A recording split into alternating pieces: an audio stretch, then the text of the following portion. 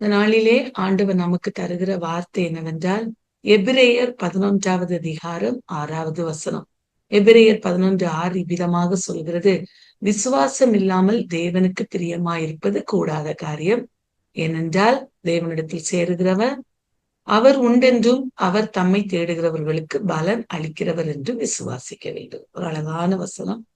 இந்த காலை வேளையிலே ஆண்டவர் இந்த காரியத்தை, இந்த வசனத்தோடு நம்மோடு இடைபடுகிறதற்கான காரணம் என்னன்னா, நம்ம விசுவாசத்தில் அதிகமாய் வளர வேண்டும் என்று சொல்லி ஆண்டவர் விரும்புகிறார். பிரியமானவர்களே, விசுவாசம் முதலாவது இந்த எபிரேயர் 11:1 விசுவாசம் என்றால் என்ன என்கிற ஒரு டெபினிஷன் கொடுக்கப்பட்டிருக்கிறது. விசுவாசமானது நம்பப்படுகிறவைகளின் உறுதியும் காணப்படாதவைகளின் நிச்சயமா இருக்கிறது.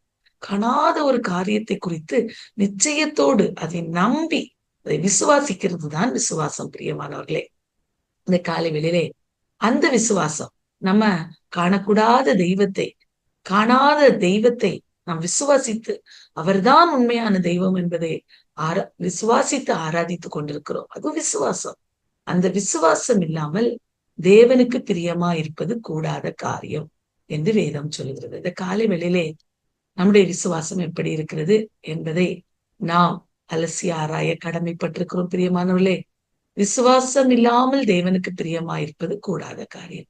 ஏன்னா, தேவனிடத்தில் சேருகிறவன் அவர் உண்டென்றும், கர்த்தராகிய இயேசு கிறிஸ்து தெய்வம், அவர் உண்மையானவர், அவர் வானத்தையும் பூமியும் சிருஷ்டித்தவர், அவர் என்னை உண்டாக்கினவர், தாயின் கருவில் இருக்கும் போதே என்னை தெரிந்தெடுத்து அழைத்திருக்கிற தெய்வம், அவர் ஜீவிக்கிறவராய் இன்றைக்கும் உயிரோடு அவர் அசைவாடி கொண்டிருக்கிறார் என்பதை நாம் விசுவாசிக்க வேண்டும். உண்மையான தெய்வ பிள்ளையே, தோமா இயேசு கிறிஸ்து உயிர்த்தெழுந்த உடனே சீஷர்களுக்கு எல்லாம் தரிசனமாகிறாங்க. ஆனா அந்த இடத்துல அவருடைய சீஷராகிய தோமா இல்ல. அப்ப எல்லாரும் சொல்றாங்க, நாங்க இயேசுவை கண்டோம், இயேசுவை தரிசித்தோம் என்று சொன்னோன்ன, தோமா, நான் அவரை பார்த்து அவருடைய காயங்களிலே என்னுடைய கையை போட்டால் ஒழிய நான் அவரை விசுவாசிக்க மாட்டேன் சொன்னார். இயேசு அவருடைய சிந்தனையை அறிந்து தோமா இருக்கும்போது அந்த இடத்துல மறுபடியும் போய் தரிசனமாகிறார். தோமாவை பார்த்து சொல்றார், தோமா சொன்னது ஏசப்பாக்கு எப்படி தெரியும்? அவர் சர்வ வல்லமை உள்ள தெய்வம்.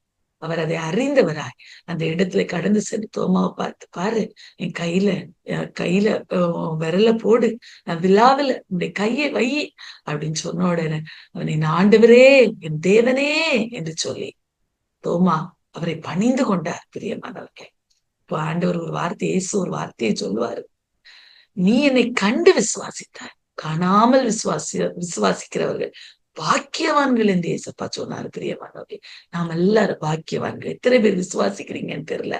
அன்பான தெய்வ பிள்ளைகளை, நம்ம எல்லாரும் பாக்கியவான்கள். ஏசப்பாவை நம்முடைய சொந்த ரட்சகராய் ஏற்றுக்கொள்ளக்கூடிய ஒரு சந்தர்ப்பத்தை, ஒரு பாக்கியத்தை ஏசப்பா நமக்கு தந்திருக்கிறார். நம்ம எல்லாரும் பாக்கியவான்கள். பிரியமானவர்களே, ஆகவே தான் வார்த்தை சொல்கிறது, தேவனிடத்தில் சேருகிறவர் அவர் உண்டென்றும், பாருங்க, அவர் உண்டென்று நம்ம விசுவாசிக்கணும். அடுத்து, அவர் தம்மை தேடுகிறவர்களுக்கு பலன் அளிக்கிறவர் என்று விசுவாசிக்க வேண்டுமா.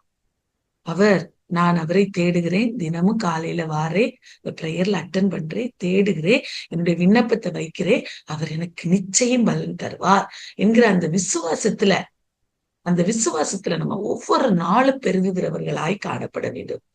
ஆகவே இந்த காலை வெளியில நம்முடைய விசுவாசம் எப்படி இருக்கிறது என்பதை அலசி ஆராய்ந்து அந்த விசுவாசத்திலே அதிகமாய் வளர வேண்டும் என்று சொல்லி ஆண்டவர் விரும்புகிறார். பிரியமானவர்களே, இதுக்கு பாருங்க, அதுக்கு முந்தைய வசனத்துல இந்த வசனமானது கண்டினியூஷன் ஆஃப் திஸ் வசனம். இந்த verse 5வது verse பாத்தீங்கன்னா, விசுவாசத்தினாலே ஏனோக்கு மரணத்தை காணாதபடிக்கு எடுத்துக்கொள்ளப்பட்டான். விசுவாசத்தினால் அந்த காலத்துல பழைய ஏற்பாட்டின் கால விசுவாசிதான் யாரு? ஏனோக்கு.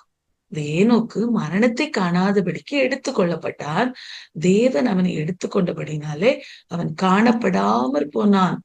அவன் தேவனுக்கு பிரியமானவன் என்று அவன் எடுத்துக்கொள்ளப்படுவதற்கு முன்னமே சாட்சி பெற்றான். ஒரு விசுவாசத்தினாலே ஏனோக்கு கட்டப்பட்டது நிமித்தமாய், பாருங்க, அவன் ஆண்டவரோடு தரிசித்துக் கொண்டிருந்தது நிமித்தமாய் அவன் காணப்படாமற் போனானா, அவன் தேவனுக்கு பிரியமானவன் என்று அவன் எடுத்துக்கொள்ளப்படுகிறதற்கு முன்பதாகவே சாட்சி பெற்றான் என்று வார்த்தை சொல்லுது. அன்பான தேவ பிள்ளையே, தேவனுக்கு பிரியமானவர்கள் என்று சொல்லி நாம் சாட்சியை ஆண்டோடைய சமூகத்திலிருந்து பெறுகிற பிள்ளைகளாய் இந்த காலை வேளையிலே காணப்படுகிறோமா? விசுவாசம் ஆண்டவர் மேல நம்முடைய விசுவாசம் வர்த்திக்க பண்ணப்படும் போது ஆண்டவர், இவள் என்னுடைய மகள் எனக்கு பிரியமானவள் என்று சொல்லி அவர் சாட்சி கொடுக்கிற தெய்வமாய் காணப்படுகிறார். ஏனோக்கு ஆண்டவருக்கு பிரியமாயிருந்தார். பிரியமானவர், பிரியமான மகனாயிருந்தார். ஏனோக்கை குறித்து பார்க்க போகிறோம். அதற்கு முன்பதாக பாத்தீங்கன்னா இன்னொருத்தர் கூட நீ தேவனுக்கு பிரியமானவர் என்று சாட்சி பெற்றார். யாருக்கா தெரியுமா? அவர் யாருன்னா தானியேல். பிரியமானவர்களை, தானியேலை குறித்து நாம் பார்க்கும்போது, தானியேலே நீ எனக்கு மிகவும் பிரியமானவர், நீ வேண்டிக் கொள்ளப்படுகிறதற்கு முன்னமே கட்டளை பிறந்தது என்று சொல்லி வார்த்தை சொல்கிறது. நீங்க வீட்டுல சென்று வாசிங்க தானியேல் அதிகாரத்துல. நீ எனக்கு மிகவும் பிரியமானவன் என்று சொல்லி தானியேலை பார்த்து ஆண்டவர் சொன்னார். ஆண்டவர், நம் அன்பான தெய்வ பிள்ளைகளே, ஆண்டவருக்கு பிரியமான பிள்ளைகளாய் நாம் எப்ப நடக்க முடியும்னா அவரை விசுவாசிக்கணும். அவர் தான் உண்மையான தேவன் என்று விசுவாசிக்கும் போது அவருக்கு பிரியமான பிள்ளைகள் என்று நாம் சாட்சி பெறுகிறவர்களாய் காணப்படுவோம்.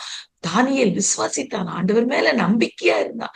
சிங்க கபீர போடப்பட்ட போது கூட ஆண்டவர் என்னை தப்புவிப்பார் என்று நம்பிக்கையா இருந்தா, விசுவாசத்திலே வல்லவனா இருந்தான். பிரியமானவர்களே, அவன் வேண்டிக் கொள்ளப்படுகிறதற்கு முன்பதாகவே கட்டளை அவனுக்கு பிறந்தது. இந்த காலை வேளையிலே ஆண்டவர் மேல நம்முடைய விசுவாசம், என்னுடைய பலவீன பகுதியில என் ஆண்டவர் பலப்படுத்துவார், என்னுடைய ஒவ்வொரு காரியங்களிலும் என் ஆண்டவர் என்னை திடப்படுத்துவார் என்று விசுவாசத்திலே வளர வளர அவர் நம்மை பிரியமான பிள்ளையாய் பார்த்து நம்ம ஜெபிக்க தொடங்கின உடனே நம்முடைய விண்ணப்பத்துக்கு அவர் பதிலை தருகிற தெய்வமாய் காணப்படுகிறார். பிரியமானவர்களே, ஆதியாகமத்தின் புஸ்தகம் இந்த நாளிலே நாம் வாசிக்கக்கூடிய வேத பகுதி ஆதியாகமம் 5வது அதிகாரம். பிரியமானவர்களே, அந்த 5வது அதிகாரத்திலே ஏனோக்கை குறித்து வேதம் இவ்வாறு சொல்லுகிறது. ஏனோக்கு மெத்துசலாவை பெற்ற பின்பு 300 வருஷம் தேவனோடு சஞ்சரித்து கொண்டிருந்து குமாரரையும் குமாரத்திகளையும் பெற்றார். ஏனோக்கு 65 வயதான போது மெத்துசலாவை பெற்றார். மெத்துசலா தான் வேதத்துல அநேக வருடங்கள் உயிர் வாழ்ந்த ஒரு மனிதன். மெத்துசலாவின் வருஷம் என்னன்னா இல்ல போட்டிருக்கோம். மெத்துசலாவின் ஆளெல்லாம் 969 வருஷம். வேதத்துல அதிக வருஷம் உயிர் வாழ்ந்த ஒரு மனிதன் மெத்துசலா. அது ஏனோக்கனுடைய மகன். பாருங்க, ஒரு மனிதன் தேவனோடு சஞ்சரித்து கொண்டிருந்து தேவன் மேல தன்னுடைய விசுவாசத்தை பலப்படுத்தும் போது அவருடைய சந்ததியை ஆண்டவர் ஆசீர்வதிக்கிறார். மெத்துசலா பாருங்க, நிறைய வருஷம் உயிரோடு இருந்தார். ஏனோக்கை குறித்து நம்ம இந்த நாளிலே நாம் தியானிக்க போகிற பிரியமானவர்களே, ஏனோக்கு ஆண்டவர் மேல் விசுவாசத்தை வைத்திருந்ததற்கு அது மாத்திரமல்ல, ஏனோக்கு தேவனுக்கு பிரியமானவன் என்று சாட்சி பெற காரணம் என்னன்னா, பாருங்க, அதற்கு முன்பதாக இந்த ஏனோக்கை குறித்து நாம் பார்க்கிறோம், தேவனோடு சஞ்சரித்து கொண்டிருக்கையில் காணப்படாமல் போனார். பாருங்க, அவருக்கு குமாரர்களும் குமாரத்திகளும் இருந்தார்கள். ஒரு குடும்ப வாழ்வில் தான் இருந்தார். ஆனா பாருங்க, ஆண்டவரோடு சஞ்சரித்துக் கொண்டிருந்தார். இந்த காலை வேளையில எத்தனை பேரால் சொல்ல முடியும், நான் என் ஆண்டவரோடு இந்த உலக பிரகாரமான வேலையை பார்த்தாலோ அல்லது எல்லா காரியங்களையும் நான் செய்தாலும் பேரலா என் ஆண்டவரோடு நான் சஞ்சரித்து கொண்டே இருக்கிறேன், அவரோடு நான் பேசிக்கொண்டிருக்கிறேன், அவர்தான் என்னுடைய தோழர், அவர்தான் என்னுடைய மணவாளர் என்று எத்தனை பேரால் சொல்ல முடியும்? பிரியமானவர்களே, ஏனோக்கு ஒரு பெரிய எக்ஸாம்பிளா நமக்கு இந்த காலை வேளையிலே நமக்கு முன்பதாக நின்று கொண்டிருக்கிறார். பிரியமானவர்களே, அவருக்கு நிறைய தேவைகள் இருந்திருக்கும், குடும்ப பாரங்கள் இருந்திருக்கும், குடும்பத்துல அநேக பிரச்சனைகள் இருந்திருக்கும். ஆனா தேவனோடு சஞ்சரித்து கொண்டிருந்தா. அல்ல, அந்த வார்த்தை பாருங்க, அதுல ஒரு வார்த்தை, அவ தேவனோடு சஞ்சரித்து கொண்டே இருந்து குமாரரையும் குமாரத்திகளையும் பெற்றார். ஆதியாகமம் 5:22 சொல்லப்பட்டிருக்கிறது. தேவனோடு சஞ்சரித்து கொண்டிருந்து குமாரரையும் குமாரத்திகளையும் பெற்றார். அன்பான தேவ பிள்ளையே, என்ன எக்ஸாம்பிள்னா, இந்த உலக வாழ்வுல நம்ம ஈடுபட்டால் ஆண்டவரோடு சஞ்சரித்து கொண்டே இருக்க முடியும் என்பதற்கு ஏனோக்கு ஒரு நல்ல ஒரு எக்ஸாம்பிளா காணப்படுறார்.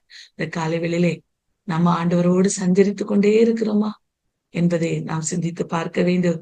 அன்பானவர்களே, நாம் தேவனுக்கு பிரியமானவர்கள் என்று சாட்சி பெற வேண்டும். யாரா தேவனோடு சஞ்சரித்து கொண்டே இருக்கணும் பிரியமானவர்களே. அப்போதுதான் அந்த உலகத்தின் பாவங்களுக்கு விலகி ஓட முடியும்.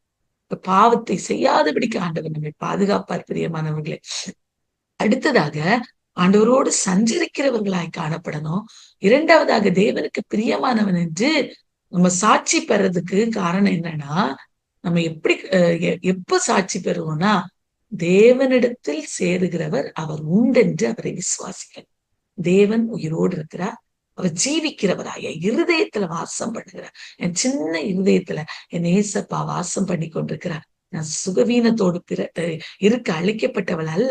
என்னுடைய வியாதிகளை என் தேவன் 2000 ஆண்டுகளுக்கு முன்பு சுமந்து தீர்த்து விட்டார்.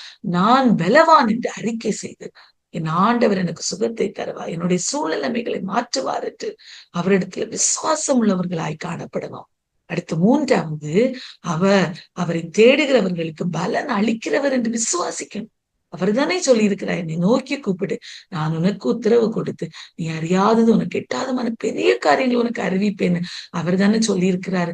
தம்மை நோக்கி இரவும் பகலும் கூப்பிடுகிறவர்களாகிய தம்மால் தெரிந்து கொள்ளப்பட்டவர்களுடைய விஷயத்துல அவர் நீடிய பொறுமையுள்ளவராயிருந்து அவர்களுக்கு சீக்கிரமாய் நியாயம் செய்வார் என்று லூக்கா 18வது அதிகாரத்துல வாசிக்கிறார். அன்பான தெய்வ பிள்ளையே, அவரை தேடுகிற பிள்ளைகள், அவரை நோக்கி கூப்பிடுகிறவர்களுக்கு அவர் பலன் அளிக்கிறவர் என்று விசுவாசிக்கணும். 3 காரியங்கள், ஆண்டவருக்கு பிரியமாயிருப்பதற்கு 3 காரியங்கள். 1, அவரை விசுவாசிக்கணும். தேவன் உண்டென்று விசுவாசிக்கணும். அவரை தேடுகிறவர்களுக்கு அவர் பலன் தருகிறவர் என்று விசுவாசிக்கணும். 3வதாக அவரோடு சஞ்சரித்துக் கொண்டிருக்கணும். இந்த 3 காரியங்களையும் எல்லா சூழ்நிலைமையிலும் நம்முடைய போராட்டங்கள், பிரச்சனைகள், எவ்வளவு பெரிய காரியங்களின் வழியா நாம் கடந்து சென்றால் அவரோடு சஞ்சரிக்கிற பிள்ளைகளாய் நாம் மாறும்போது ஆண்டவர் நம்மை பார்த்து எனக்கு பிரியமான மகள் என்று சொல்லி அவர் சாட்சி கொடுக்கிறவராய் காணப்படுவார். அன்பான தேவ பிள்ளையே, ஆண்டவருடைய சமூகத்திலிருந்து சாட்சி பெறுகிற ஒரு அனுபவம் நம்மிடத்துல காணப்பட வேண்டும். பாருங்க, அவன் தேவனுக்கு பிரியமானவன் என்று அவன் எடுத்துக்கொள்ளப்படுவதற்கு முன்பதாகவே சாட்சி பெற்றான். இந்த காலை வேளையிலே நாமும் சாட்சி பெறுகிறவர்களாய் மாறுவோம்.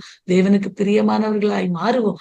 அவரை மகிமைப்படுத்த, அவரை விசுவாசிப்போம். அவர் மேல இருக்கக்கூடிய அந்த விசுவாசத்தை இந்த காலை வேளையில நாம் வர்த்திக்க பண்ணுவோம்.